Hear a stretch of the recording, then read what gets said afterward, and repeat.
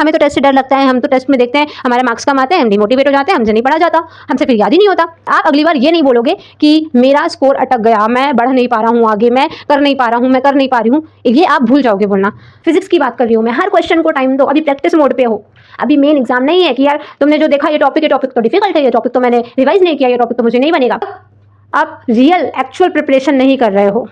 अगर जैसा बताया है अभी इस तरीके से रिवीजन करते हो और इसको फॉलो करते हो, आई कैन बेट कि आपका हर टेस्ट में स्कोर इंक्रीज होता चला जाए। This video is gonna let you know the 4-month perfect revision strategy to crack your NEET 2025 exam and to be the part of a profession you dreamed of. So hear me out, guys. Let me introduce myself first. My name is Araksha Tarannum and currently I am a second year MBBS student at Netaji Subhash Chandra Bose Medical College, Jabalpur, which is one of the topmost medical colleges in Madhya Pradesh. And with no further discussion on how it feels like to be a medico, let's just jump to the main topic of this video, which is how to do the revision. What is the right or correct way to revise the things, revise the whole syllabus, the entire syllabus in just 4 months with question practice, with a lot of questions practice. तो यार कैसे करना है, अब हम इस topic पे बात करते हैं ना। अभी हमारे पास में 4 महीने बचे हुए हैं, like Jan Feb March and April, ये 4 महीने उन लोगों के लिए तो बेहतरीन ज़रूर हैं जिनका सिलेबस हो चुका है, 1 से 2 बार रिवीजन हो चुका है, जिन्होंने टेस्ट लगाने शुरू कर दिए हैं। लेकिन उनका क्या, जिन्होंने अभी अभी अपना सिलेबस करके ख़त्म किया है बट कोई ऐसा खास प्लान नहीं है कि यार मैंने रिवीजन कैसे करना है।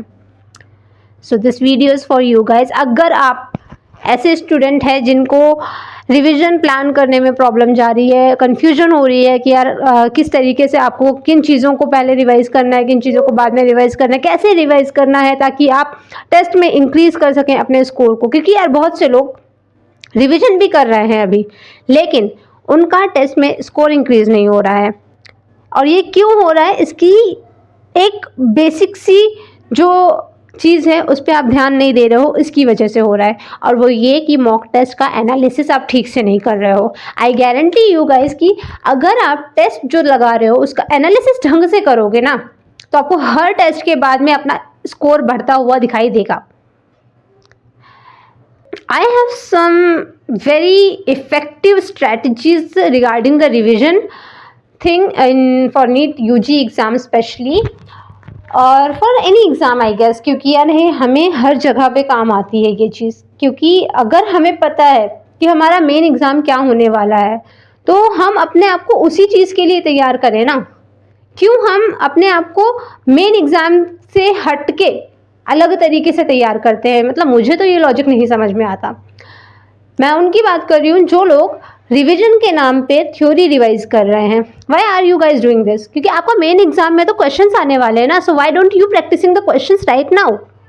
अभी क्वेश्चन प्रैक्टिस करो क्योंकि मेन एग्जाम में आपको क्वेश्चन सॉल्व करने हैं। So focus on solving questions more than revising the theory, क्योंकि थ्योरी अकेले से नहीं होता यार क्रैक एग्जाम। अभी कैसे रिवाइज करना है, क्वेश्चंस के साथ रिविजन कैसे करना है। So just hear me out with this कि आपका अभी मान लो इस हफ्ते टेस्ट होने वाला है, ठीक है। अभी इसके बाद में आप ये नहीं बोलोगे कि अभी मैं जो बताने वाली हूँ ना, अगर इसको आपने कम्प्लीटली फॉलो कर लिया, लाइक 100% फॉलो कर लिया और 95% भी अगर फॉलो कर लेते हो तो भी आई गारंटी कि आपका स्कोर बूस्ट होगा। और आप अगली बार ये नहीं बोलोगे कि मेरा स्कोर अटक गया, मैं बढ़ नहीं पा रहा हूँ आगे, मैं कर नहीं पा रहा हूँ, मैं कर नहीं पा रही हूँ, ये आप भूल जाओगे बोलना। इसके लिए आपको सबसे पहला स्टेप क्या करना है, आपका सिलेबस हुआ, उसके बाद में रिवीजन करना है आपको टेस्ट देके। मैम आप हमेशा टेस्ट की बात कर देते हो, हमेशा क्वेश्चन पे ले आते हो, हमें तो टेस्ट से डर लगता है, हम तो टेस्ट में देखते हैं हमारे मार्क्स कम आते हैं, हम डिमोटिवेट हो जाते हैं, हमसे नहीं पढ़ा जाता, हमसे फिर याद ही नहीं होता, इसलिए हम टेस्ट ही नहीं देते। ना देंगे टेस्ट, ना आएंगे मार्क्स, ना हमें पता चलेगा कि हमारा क्या सिचुएशन है क्या नहीं है। हम बस थ्योरी पढ़ते जाएंगे और हम सीधा सीधा एक्सपेरिमेंट करेंगे NEET 2025 में। Is this how you plan for your revision? Is this मतलब with this way अगर आप रिवीजन ऐसे करोगे तो आपको लगता है कि आप नीट क्रैक कर जाओगे? तो मुझे नहीं लगता। अनटिल अनलेस आपका नसीब बहुत बहुत बहुत अच्छा हो कि जो आपने अपने नोट्स में लिख रखा है बस वही पेपर में आ रहा है। बट इस बात की क्या गारंटी है कि जो आपने नोट्स में लिख रखा है बस वही पेपर में आएगा? Do you guarantee this? नहीं ना। तो फिर सब कुछ कवर करो ना, कवर एवरीथिंग जो भी आपके सिलेबस में है। उसके बाद में आप एटलीस्ट एग्ज़ाम देने के बाद में ये तो बोल पाओगे कि यस मैंने अपना 100% दिया। अब चाहे रिजल्ट जो भी हो, आई एक्सेप्ट दिस।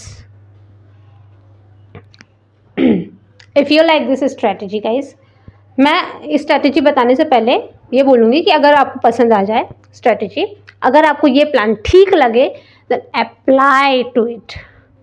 बिना अप्लाई किए आपको रिजल्ट नहीं पता चलेगा। बहुत सारे लोग होते हैं, वीडियो देखते हैं, अप्रिशिएट करते हैं, कमेंट में लिख के चले जाते हैं कि हाँ हाँ हाँ ये अच्छी बात है, ये ऐसा करेंगे हम, वैसा कर लेंगे हम, लेकिन वो एक्चुअल में नहीं करते हैं। सो बी दैट वन स्टूडेंट जो एक्चुअल में इस चीज़ को अप्लाई करे। अगर नहीं अप्लाई करोगे इन चीज़ों को तो नहीं होगा स्कोर बूस्ट। मैंने अपने नीट प्रिपरेशन के टाइम पे ये चीज़ फॉलो की थी, एंड मैंने जितने भी अपने क्लासमेट से बात की है ना, जिनके बहुत अच्छे अच्छे स्कोर आए हैं, जूनियर से बात की, उनके बहुत बहुत अच्छे स्कोर आए हैं, 650, 660, 670 इतने स्कोर्स आए हैं, उन सब ने एक बात ज़रूर से मेंशन की है कि टेस्ट की प्रैक्टिस करने से उनका स्कोर बूस्ट हुआ है। Without practicing questions you can not solve any question. So be the one जो क्वेश्चन सॉल्व करे। क्वेश्चन से डर के भागो मत। मेन एग्जाम में तो यही आने करोगे तो वहाँ फंसोगे। So how to do this?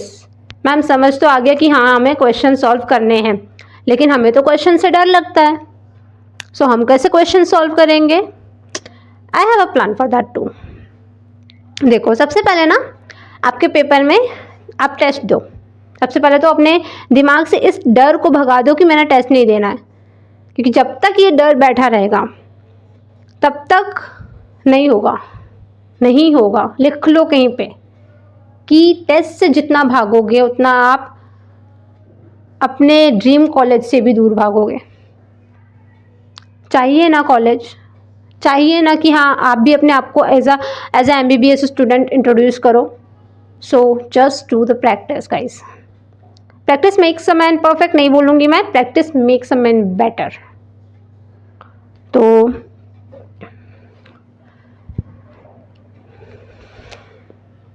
कैसे करना है, अभी हम ये बात पे आते हैं कि कैसे करना है। देखो, जब हम टेस्ट देते हैं ना तो सबसे इम्पॉर्टेंट चीज़ क्या होती है पता है? टेस्ट देते टाइम हम बहुत सारे स्टूडेंट्स जो होते हैं वो इस चीज़ को अवॉइड करते हैं। मैं भी शुरू में अवॉइड करती थी, बट फिर मैंने इस चीज़ को अपने आप से सीखा। ये चीज़ें छोटी छोटी बेसिक सी चीज़ें होती हैं जो हमें खुद से सीखनी होती हैं, जो हमें हमारे टीचर्स नहीं सिखाते हैं।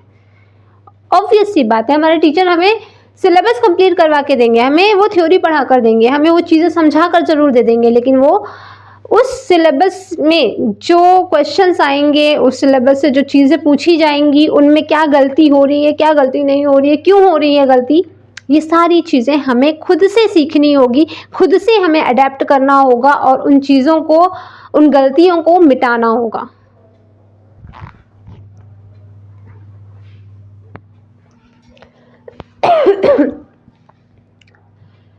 और इस चीज़ का सिर्फ एकमात्र तरीका ये है कि आप जब टेस्ट दे रहे हो तो पेन उठाओ, पेन पेपर का यूज़ करना है। बिना पेन पेपर किए किसी भी क्वेश्चन से आगे मत बढ़ना। हर क्वेश्चन को एटलीस्ट 30, 40, 45 सेकेंड्स तो दो। फिजिक्स की बात कर रही हूँ मैं, हर क्वेश्चन को टाइम दो। अभी प्रैक्टिस मोड पे हो, अभी मेन एग्ज़ाम नहीं है कि यार तुमने जो देखा ये टॉपिक तो डिफ़िकल्ट है, ये टॉपिक तो मैंने रिवाइज़ नहीं किया, ये टॉपिक तो मुझे नहीं बनेगा और स्किप कर दिया। नहीं, ये नहीं करना है। ट्राई इट, ठीक है? अभी प्रैक्टिस मोड पे हो, try each and every question. Pen उठाओ, क्वेश्चन क्या बोल रहा है उसको अंडरलाइन करो, कहाँ नॉट पूछा है, एक्सेप्ट पूछा है, हर एक चीज़ को अंडरलाइन करो। एंड क्वेश्चन की लैंग्वेज को ड्राइंग की लैंग्वेज में कन्वर्ट कर दो। फिजिक्स की और फिजिकल केमिस्ट्री की मैं बात कर रही हूँ। मोस्टली ना फिजिकल केमिस्ट्री में जो क्वेश्चन होते हैं लॉजिक बेस्ड भी सॉल्व हो जाते हैं, बिना कैलकुलेशन के भी सॉल्व हो जाते हैं। अगर आप समझ जाओगे क्वेश्चन क्या कह रहा है, आप उसको ड्रॉ कर लो कि यार क्वेश्चन में ये पूछा है, और फिर कॉमन सेंस से वो सॉल्व हो जाता है। फिजिक्स में भी कई क्वेश्चंस ऐसे होते हैं कॉमन सेंस से सॉल्व हो जाते हैं। बस कला होनी चाहिए कि हम क्वेश्चन को हम किस तरीके से ड्राइंग फॉर्मेट में लेकर आ जाएं। इट हेल्प्स अ लॉट, सच में बहुत ज़्यादा इससे हमारे फिजिक्स की और फिजिकल केमिस्ट्री के क्वेश्चन सॉल्व करने में बहुत हेल्प होती है यार। करके देखना, अगर आज तक कभी नहीं किया है ना, जस्ट ट्राई इट। अभी से कोशिश करनी चालू कर दो। हर क्वेश्चन को मॉडिफाई करो अपने हिसाब से, हर क्वेश्चन को अपने हिसाब से पेन पेपर में बनाओ कि ये बोल रहा है ऐसा ऐसा ऐसा ऐसा। और अगर कोई ऐसा होगा स्टूडेंट जो इस वीडियो को देख रहा है जिसने ये चीज़ ऑलरेडी कर रखी हो कि फिजिक्स के क्वेश्चन को वो ड्राइंग बना बना के सॉल्व करता हो, please drop your comment in the comment section और बताओ बाकी सबको कि क्या वाकई में इस चीज़ से आपकी क्वेश्चन सॉल्व करने की स्पीड बढ़ती है या नहीं बढ़ती है। आई कैन बेट कि वो यही बोलेगा कि हाँ, इस ऐसा करने से क्वेश्चन सॉल्व करने की स्पीड बढ़ती है, बिकॉज मैंने भी ये किया है, तो मैं जानती हूँ कि हाँ भाई हाँ होता है। तो you can try this also.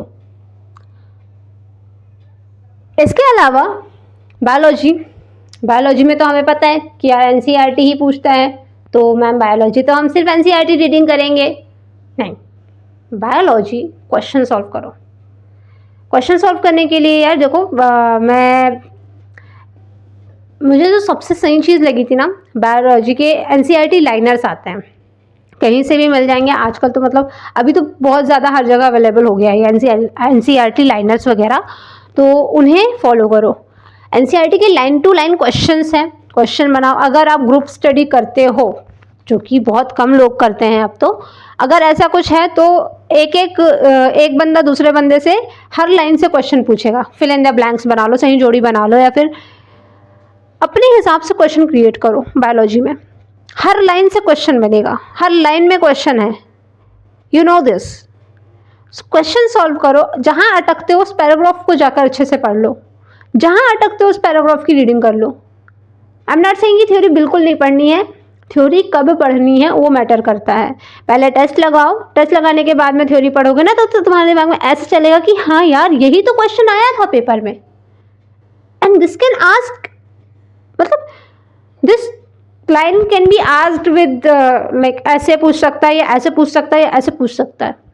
अपने हिसाब से उन प्रोबेबिलिटीज़ को देखो, अपने हिसाब से उस चीज़ को ऑब्जर्व करो, टेस्ट का पैटर्न ऑब्जर्व करो, टेस्ट में कितना टाइम ले रहे हो इस चीज़ को ऑब्जर्व करो, और फिर धीरे धीरे करके उस टाइम को कम से कम करने की कोशिश करो। 2.5 पौने 3 घंटे में अपना टेस्ट सॉल्व करने की कोशिश करो।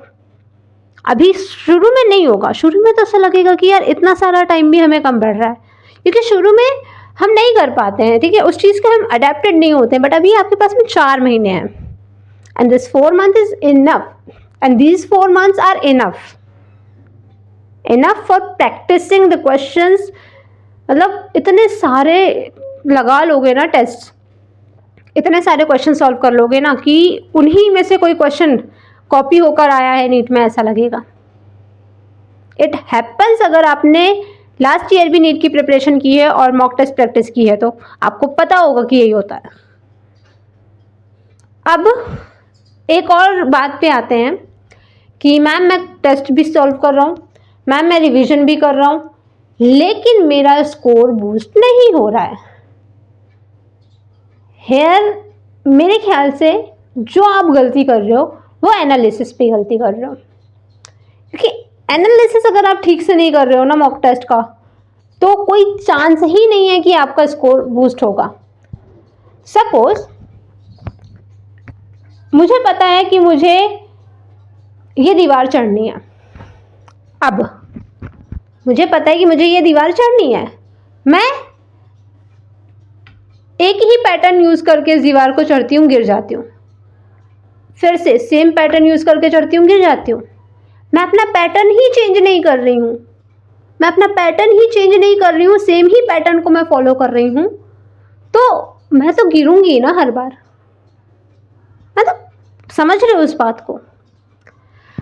जब तक आप अपने टेस्ट के एनालिसिस के तरीके को अपने हिसाब से चेंज नहीं करोगे ना, तब तक आपको ये होगा ही नहीं कि आपका स्कोर बूस्ट हो रहा है।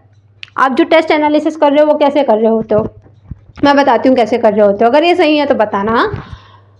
आपने टेस्ट दिया, टेस्ट देने के बाद में देख लिया, जो जो सही आए थे आपने उसको बिल्कुल भी नहीं देखा, जो जो सही आए थे आ गए, जो गलत हुए थे आपने वो देख लिया कि क्यों गलत हुआ है, देख लिया, और फिर बोला कि ओ ठीक है अब अगली बार आएगा तो मैं कर लूँगा, मैं तो बस इतना सा चीज़ था भूल गया।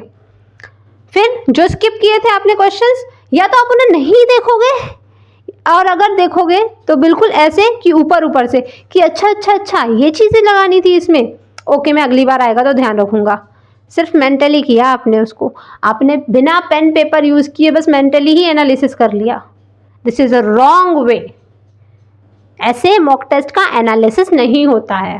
ठीक है मैम, अगर ये गलत तरीका है तो आप ही बता दो कि क्या सही तरीका है।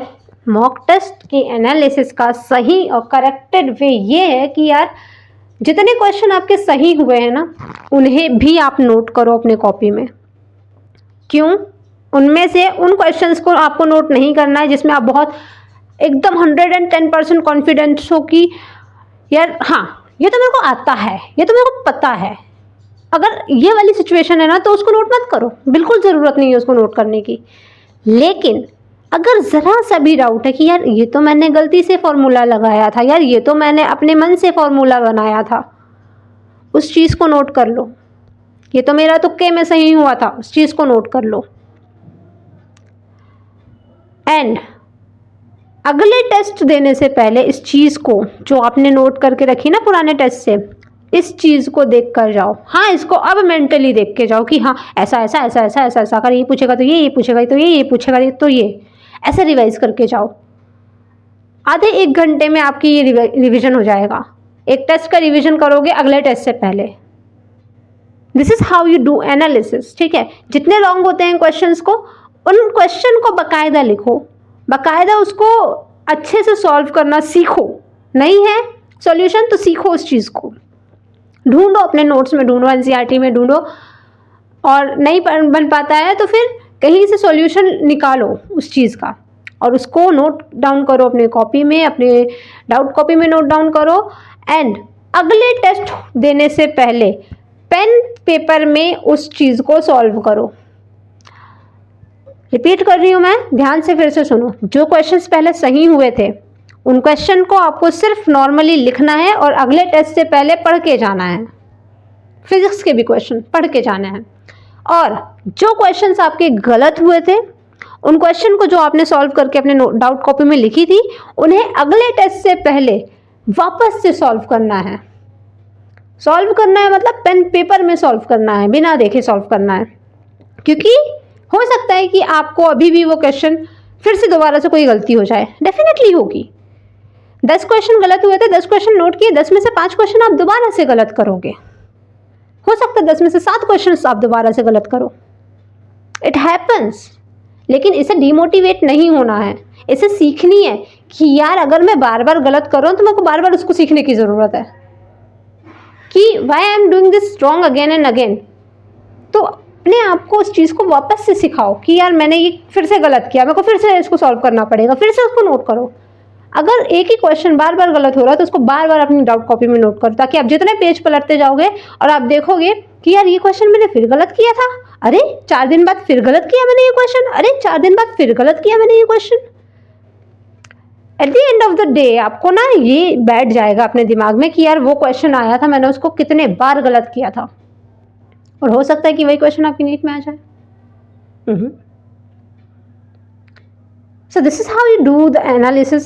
This is the perfect way of analysis of the test जो आप अभी देते जाओ। Make sure अगले टेस्ट से पहले पिछले टेस्ट के सारे क्वेश्चंस रिवाइज होने चाहिए, कोई क्वेश्चन नहीं छूटना चाहिए।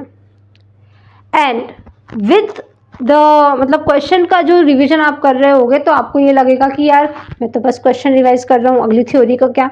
थ्योरी तो रिवाइज की नहीं मैंने। मैं ये जो स्ट्रेटेजी बता रही हूँ इसको मेजर में अप्लाई करना, माइनर में भी कर सकते हो अपने हिसाब से, बट माइनर में यही चीज़ें हैं ना कि पहले आपकी 5 यूनिट्स रहेंगी, फिर अगले बार में 5 यूनिट, अगले बार में 5 यूनिट, इस तरीके से चलता है। तो पहले की जो 5 यूनिट है अब आपका उसका एनालिसिस होगा, तो उसका रिविजन तो आप करोगे नहीं अगले टेस्ट में, क्योंकि अगले टेस्ट का सिलेबस तो कुछ और है ना। तो मैं मेजर की ट्रिक, मेजर का मैं आपको बता रही हूँ कि मेजर आपको किस तरीके से एनालाइज करना है, मेजर मॉक टेस्ट, और उनको किस तरीके से आपको रिविजन अप्लाई करना है। अगर जैसा बताया है अभी इस तरीके से रिवीजन करते हो और इसको फॉलो करते हो, आई कैन बेट कि आपका हर टेस्ट में स्कोर इंक्रीज होता चला जाएगा। एंड यार अभी ना जनवरी चल रहा है, ठीक है, जनवरी फरवरी में आप मार्क्स पे फोकस मत करो फिलहाल, जस्ट फोकस ऑन कि मैंने क्या क्यों गलत किया है और क्या क्यों मैंने स्किप किया है, कौन सा तुक्का सही हो गया, इस बात पे फोकस करो, क्योंकि यही चीज़ें हैं जो आपको इम्प्रूव करते जाएंगी अपने प्रिपरेशन में, ना कि आपके मार्क्स। आज आपके 400 आ रहे हैं, कल आपके अगर 380 आ रहे हैं तो यार घबराओ मत, घबराने की बिल्कुल ज़रूरत नहीं है। Just focus on the things कि यार मैंने जो क्वेश्चन पहले गलत किया था वो अब तो गलत नहीं हो रहा ना, मैंने जिन जगह में पहले से मिस्टेक्स की थी अब तो नहीं कर रहा हूँ ना, मैंने जहाँ पहले तुक्के लगाए थे अब तो वो तुक्के नहीं है ना। इस बात पे ध्यान दो। जब तक इस मेंटालिटी पे नहीं आओगे कि मुझे अपने आप पे वर्क करना है और मुझे मार्क्स से ज़्यादा अपने इम्प्रूवमेंट पे ध्यान देनी है कि मैं सवालों को कितना सही कितना गलत कर रहा हूँ, तब तक आप रियल एक्चुअल प्रिपरेशन नहीं कर रहे हो। दिस इज अ साइन कि आप रियल और एक्चुअल प्रिपरेशन क्या कर रहे हो।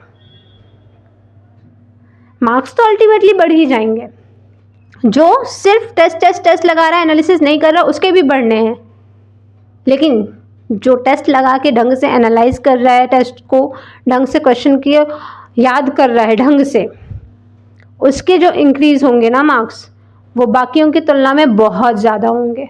मैं शर्त लगा सकती हूँ जिसने भी इस चीज़ को अगर 100% फॉलो किया वो नीट 2025 डेफिनेटली क्रैक करेगा, डेफिनेटली उसका एग्ज़ाम क्रैक होगा, डेफिनेटली वो मेडिकल कॉलेज में एक सीट ले रहा है।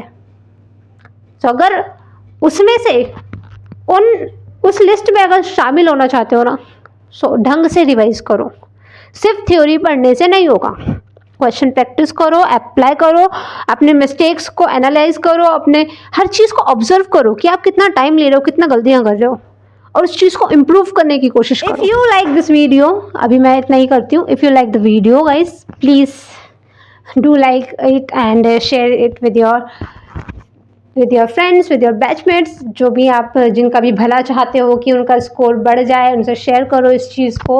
और don't forget to subscribe the channel.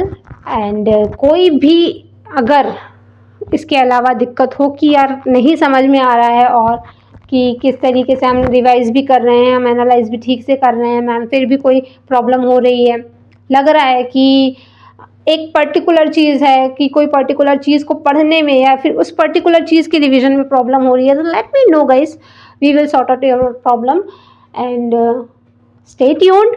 Bye bye. And बहुत ज़्यादा लेट होने के लिए I am very sorry guys, क्योंकि मैं अपनी अभी सेकेंड ईयर में आई थी तो थोड़ा सा टाइम इतना ज़्यादा टाइट था हमारा शेड्यूल, जिसकी वजह से मैं वीडियोज़ अपलोड नहीं कर पा रही थी। But here I am again uploading the videos and I will be continue with this. और फिर हम मिलते हैं अगले वीडियो में गाइज, और कोई ठीक है गाइज, बाय बाय।